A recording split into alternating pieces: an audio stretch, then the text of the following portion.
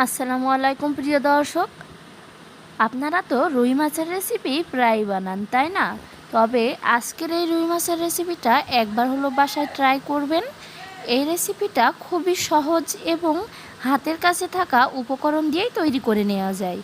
এখানে আমি 4 টুকরা রুই মাছ নিয়েছি। এখানে আমি দিয়ে দিয়েছি পরিমাণ মতো হলুদের গুঁড়া। মাছটায় সুন্দর একটা কালার আসার জন্য যতটুকু হলুদের গুঁড়া লাগে ঠিক ততটুকুই দিয়েছি এখানে স্বাদ মতো লবণ। আর এখানে দিয়ে দিচ্ছি সামান্য একটু লাল মরিচের গুঁড়া। এখানে আপনারা চাইলে মরিচটা বেটেও ব্যবহার করতে পারেন। আর এখন এখানে দিয়ে দিতে হবে সামান্য একটু সয়াবিন তেলটা দিয়ে খুব ভালোভাবে মাছটাকে মেখে নিতে হবে। এই মাছটাকে আপনাদের হাতে যদি সময় থাকে 4 থেকে 5 মিনিট এভাবে মেখে রেখে দিতে পারেন। আর যদি সময় না থাকে তাহলে সরাসরি রান্না করে নিতে পারেন। আজকে আমি যেভাবে এই রুই মাছটা রান্না করে দেখাবো, এভাবে যদি বাসায় একবার বানিয়ে দেখেন তাহলে আশা করছি আপনাদের সকলের কাছে খুবই পছন্দ হবে। এখানে আমি চলে এসেছি মাছটা ভাজার জন্য। এখানে একটা ফ্রাই প্যানে দিয়ে দিয়েছি পরিমাণ মতো সয়াবিন তেল। আর এখানে এই গরম তেলে আমি মাছের পিসগুলো দিয়ে দিয়েছি। এই মাছটাকে খুব ভালোভাবে কড়া করে ভেজে নিতে হবে। এক সাইড ভাজা হয়ে গেলে অপর সাইডটাও আমি খুব ভালোভাবে ভেজে নিচ্ছি। মাছটা দেখুন খুব লাল লাল করে ভেজে নিয়েছি। এখন মাছটা তেল থেকে উঠিয়ে নিয়েছি। এখানে আরও সামান্য একটু তেল দিয়ে দিয়েছি। আর এখানে দিয়ে দিয়েছি 4 থেকে 5টি পেঁয়াজ কুচি। এখানে পেঁয়াজের পরিমাণটা বেশি দিলে খুবই টেস্ট আসে। আর দিয়েছি 2 থেকে 3টি কাঁচামরিচের ফালি। কাঁচামরিচটা দিলে খুব সুন্দর একটা ফ্লেভার আসে। পেঁয়াজটাকে আমি খুব ভালোভাবে চুলার আঁচ মিডিয়ামে রেখে ভেজে নিচ্ছি। এখন দেখুন পেঁয়াজটার কালারটা কিছুটা পরিবর্তন হয়ে এসেছে। তো এ পর্যায়ে দিয়ে দিতে হবে বাটা মশলাগুলো। এখানে আমি মাছ রান্না করার জন্য নিয়েছি শুকনা মরিচ বাটা। শুকনা মরিচটা আমি সব সময় বেটেই ব্যবহার করি, তাহলে কালারটা অনেক সুন্দর আসে আর টেস্টটাও ভালো আসে। দিয়ে দিয়েছি 1 চা চামচ রসুন বাটা, হাফ চা চামচ আদা বাটা, 2 চা চামচ জিরা বাটা।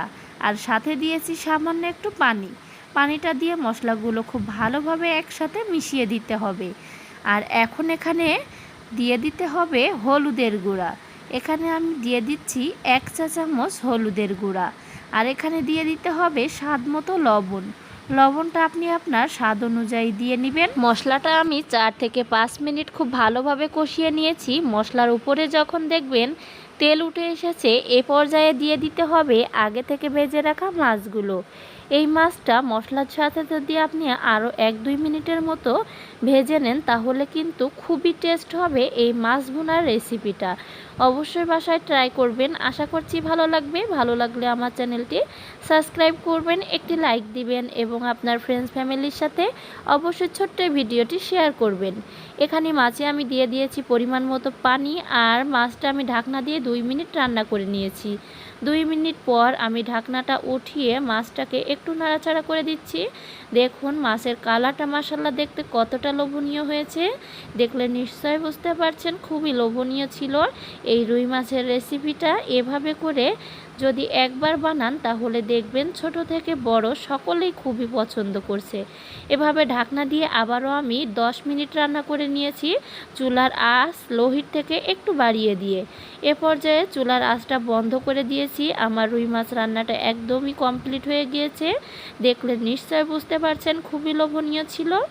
তাই বলছি অবশ্যই বাসায় একবার ট্রাই করবেন। আর এটা বানানো খুবই সহজ, হাতের কাছে থাকা উপকরণ দিয়েই তৈরি করে নেওয়া যায় মজাদার এই রুই মাছের রেসিপিটি। তো দেখুন পরিবেশন করে দেখিয়ে দিয়েছি, মাশাআল্লাহ খুবই লোভনীয় লাগছে। এই লোভনীয় রেসিপিটা যদি ভালো লাগে তাহলে অবশ্যই আমার পাশে থাকবেন, চ্যানেলটি সাবস্ক্রাইব করবেন। তো আজকের মতো এখানে শেষ করছি। আবারও ফিরে আসবো আপনাদের মাঝে নতুন কোনো অন্য রেসিপি নিয়ে। আসসালামু আলাইকুম।